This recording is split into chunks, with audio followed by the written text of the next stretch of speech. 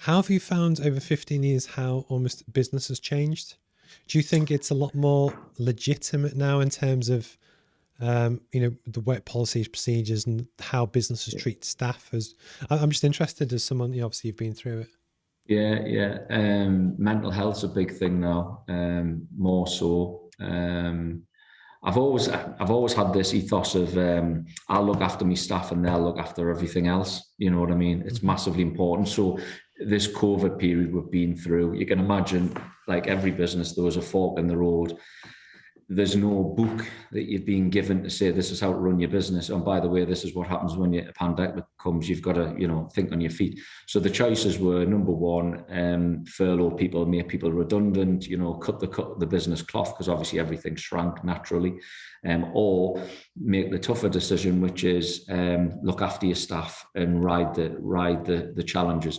So I took the second one, which was without a doubt the hardest. Mm. Um, because I made the decision that, the company's nothing without the team, and the team are going to be the people who get you out of this. And also on their mental health, people will go, "Oh, I wish they had furloughed me for 6 months." Well, you wouldn't be saying that after a month when you're stuck at home and you've Yeah, got yeah. no purpose in life and. So I think those changes have come. And then the other thing that I see, which we're doing a lot with at the minute, is the digital world, like i.e. what we're doing today, Steve.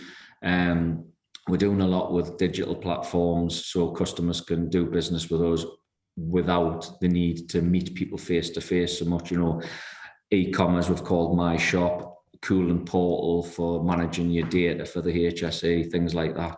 So that's moved as fast as I thought it would. Actually, I thought when the digital world comes, it's going to move very quickly.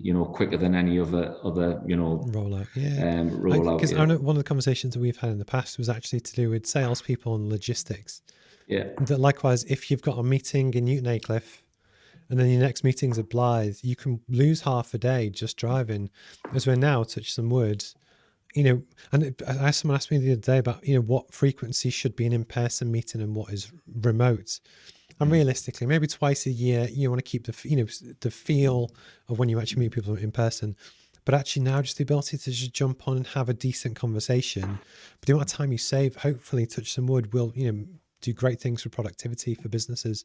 And it's yeah. interesting just to see, that change has happened within the space of COVID, I think.